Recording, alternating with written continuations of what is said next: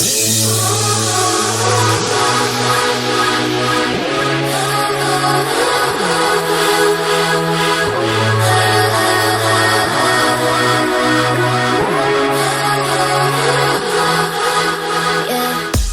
guys, welcome to my channel or welcome back. So today's video is really special because I'm gonna do a double review. As you all know, sserafim and nxde came back the same day, not the same hour, so actually due to the time difference in my country, sserafim actually came back like 2 days ago, 3 days ago, but yeah, anyway. I'm planning to do October review video since this month is full of releases, and I thank God every day that I'm a girl group stan because I've been fed so well. It's actually crazy. But yeah, I imagine that I would have done a nxde review because I figured I would have had a lot to say based on the concept, teasers and photos alone, but I didn't imagine to do the same thing for sserafim. But in the end, spoiler, I loved Antifragile so much that I want to talk about it too. So I'm gonna start with sserafim comeback and then I'm gonna talk about nxde. I'll divide each comeback in two different sections: the title track, in which I'll talk about the song, the concept, the MV and the styling, and another one for the overall album, in which I'll review quite quickly the B-sides. Okay, so without further ado, let's go!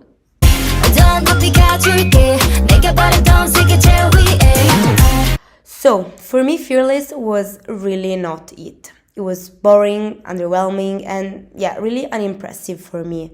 The only thing that stood out to me was the girls' immense talent and skills and their chic supermodel vibe / concept. So I was really curious to see what they had in store for us next, and I was really hoping to like their comeback. I mean, I would have been fine to just like it a little bit more than their debut, but I definitely didn't expect to love it this much. Okay, to be fair, I thought that I would have liked it when the teaser number 2 dropped, the one that spoiled the post-chorus, the antifragile. At that point, I swear I was like, okay, I'm probably gonna fucking love this song, and that's precisely what happened. Okay, so everyone categorized this song as reggaeton, which I don't know if I'm that ignorant, but I wouldn't have categorized this song as reggaeton, honestly. But I mean, if everyone thinks it is, then I'm okay with that. It surprises me though, because I'm not really a reggaeton lover, but regardless of how we want to call it, Antifragile has for sure a sound that it's more occidental rather than K-pop-ish. Like, it could easily be an American or European release. So basically everything in this song is just perfect. Like, I wouldn't change literally anything, which is really rare. My favorite part is for sure the anti-fragile. Apparently, I have a soft spot for a falsetto anti-drop, we could say. Like, this part, it reminds me a lot of Pink Venom. Like, for me, it has the same sexy and chic vibe. I don't know, am I the only one to see it?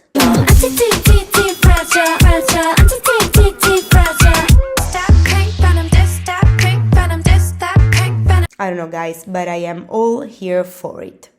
Also, the Kazuha rap, the lovey-dovey part is super addictive. I remember also in Fearless, her lines were the most addictive ones. It was a mix of the sound of her voice and the way she pronounces the words that it's so soothing. Honestly, the only part that I don't like is this one right here. But I am sorry to say this, but only nxde version gives me these problems. I really don't like the way she pronounces lion and desire. It's almost annoying to me. Sakura's version is so much better for me, and again, I'm not hating on nxde, she's very talented and very young, so she has definitely time to improve.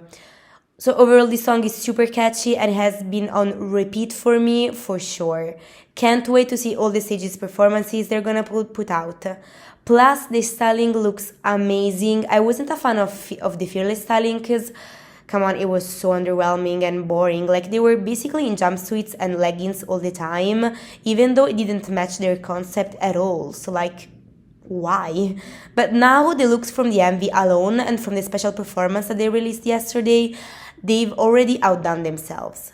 There are some really cool looks and also very unique, and I especially like when a group has coordinated outfits, but they're not the same. So I like this jeans pattern that we see in both the MV and the performance video. But my favorite set of looks is for sure this one right here. I have a soft spot for those pom-pom accessories, which reminds me a lot of these Blackpink outfits that were in the How You Like That MV.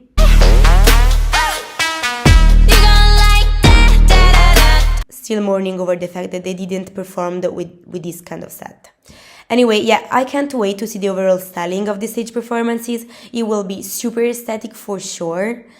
To end with Antifragile, I just want to say something that probably not everyone noticed, which is that in the end of Fearless, it appears this question. Well, in the end of Antifragile, this one appears. And wow, this is so cool, honestly. It means that every title is connected to the previous one, so probably the next title will be called Forgiven. Who knows, but yeah, if they keep doing this, we'll spoil the name of every title track, and honestly, that's pretty cool. On to the overall album, the Seraphim had very cool B-sides also with the Fearless mini-album, and even in the Anti-Fragile mini-album, they were not far behind, to the point that they are already starting to deserve the title Queens of B-sides. So, about Hydra, which is the intro, I always like when albums have intros, which doesn't happen very often. Hydra has two parts, we could say one talkative and another with the instrumental. The instrumental reminds me of a disco song. I really like that they talk in both Korean, Japanese and English. So yeah, nice intro, but I'm sorry, but Purple Kiss remain the queens of intros. Their intros alone could be a title track, so this one can't really compete. My favorite B-side is for sure No Celestial. This rock trend really got everyone apparently, huh? So my favorite part is this one right here. It gives off these teenager Avril Lavigne vibes and I'm all here for it. The other B-side that I like the most is Impurities. I love how their vocals sound in here, like come on, listen to this. Just amazing. My favorite part is for sure the chorus though. Good Parts is the B-side that I like the least, but doesn't mean that I don't like it at all. It's nevertheless a nice song, a bit underwhelming but with nice vocals. It's just that I have a problem with slow songs, and to like it, it really has to be super impressive. And this one, it wasn't really for it. Anyway, overall, a really cool mini album, especially considering that it's their first comeback. And I really like that every song has its own choreography, and every one of them slay, by the way. Yes,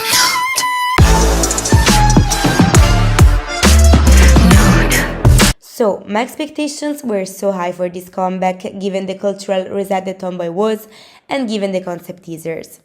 I mean, a feminist Marilyn Monroe concept, older hair blonde. Hell yeah, my excitement was over the roof. I have to admit that when the MV teaser number 2 dropped, where they spoiled the first part of the chorus with the classical sample of Carmen, I was a bit disappointed, to be honest. I probably wouldn't have been disappointed if Blackpink didn't came back last month with a song that sampled another classical piece, and Red Velvet before them a few months before. Don't get me wrong, I like this trend of sampling classic music, but like every trend, every time it's overused and overdone, it's simply not so exciting anymore. Anyway, on to the song. I have to admit that at first listen I was a bit disappointed. I found it a bit underwhelming. My issue was the first part of the chorus, where they only whisper nude and don't sing at all. Yes, I'm nude.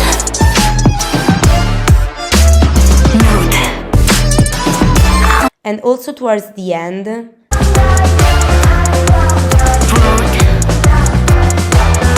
I generally find these instrumental interludes quite underwhelming, and at first I wish that the last chorus where Soyeon sings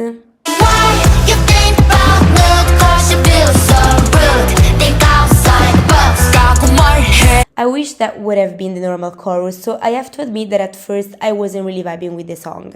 I immediately fell in love with the second part of the chorus though. Baby, So that's why I was quite conflicted with the chorus, and also Soyeon's second rap slays hard. Not really the first one. I don't like how she pronounces Lorelai.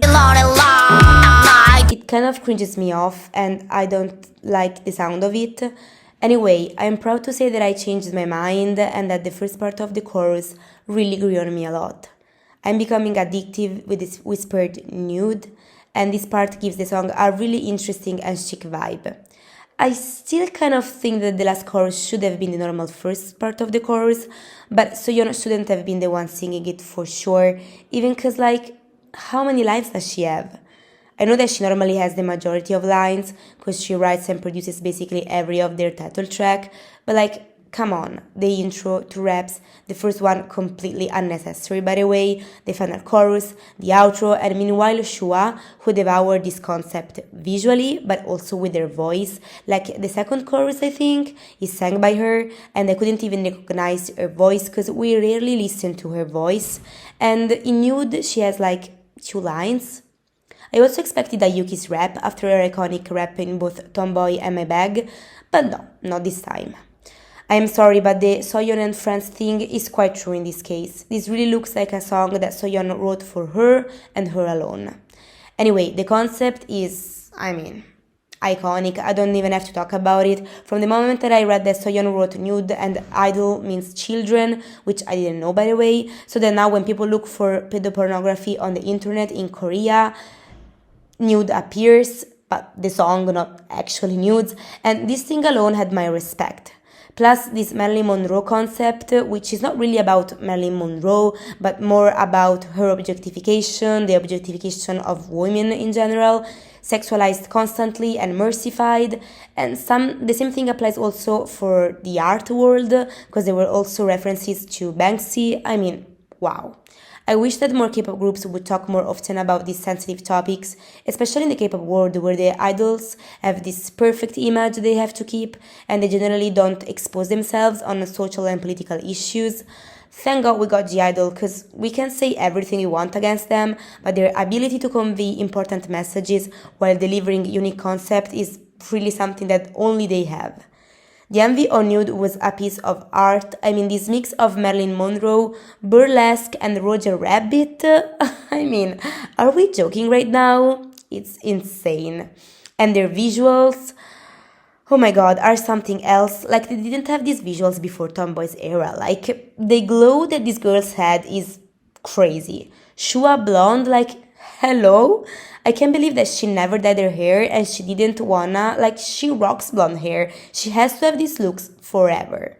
I really can't wait to see some stage performances, even because I'm really curious to see the styling. Because Tomboy styling was chef's kiss. And I have to say that for now, the dresses that they had in the I Love showcase, I wasn't really feeling them, but I hope for a stage with their Chanel, I think, tweed set of the first chorus, because I love a good tweed coordinated set, and it's also nice because after the rock latex looks of Tomboy, a more chic, elegant tweed looks is the perfect continuation. Okay, so about the B-sides. Change is for sure my favorite song in the whole album. Not my favorite B-side, but my favorite song in general, more than Nude. I'm addicted to this part. Love and fame, it seems to be enough. It hits in a way that I couldn't imagine. I don't know why, but it's just like this. I wouldn't give it a 10 out of 10, but rather a 9, only for this part that I don't really like. Wanna live my life like yesterday, in the clouds and stay there every day. I don't know why, I feel that they could have done the overall chorus in a better way. Soyeon's rap was amazing though, and it didn't look like her voice at all. Like, I'm still not convinced that it was her, honestly. Come on, listen to it. Please tell me that if you know that it wasn't her, but like Minnie. But I don't know since when Minnie is a rapper, but I don't know. The ability to change her voice, it's crazy. Anyway, Love has a super catchy chorus, but unfortunately the rest of the song is nothing memorable to me. Reset is the song I like the least. We could also say that I didn't like it at all, actually. For someone that hates ballads, I found it super boring to the point that I couldn't finish it. The vocals are beautiful though. Sculpture. Sculpture is the best B-side after Change. I am obsessed with this Mion part.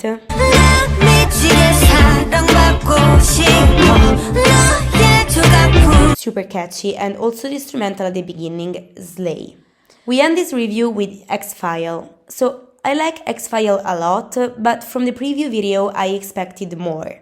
Like, I expected something that wasn't already shown in that video, which there isn't. They literally showed the best part, to the point that the song could be only that parts shown in the preview video. I mean, when they're gonna release the whole video, by the way? Anyway, when I listened to it, I think is the first verse, when Yuki says, "Do you want a puff of my joint?" I legit died. I mean, I should have expected, since in the preview video they drink and smoke, etc. But I mean, I didn't expect such bold lyrics, honestly.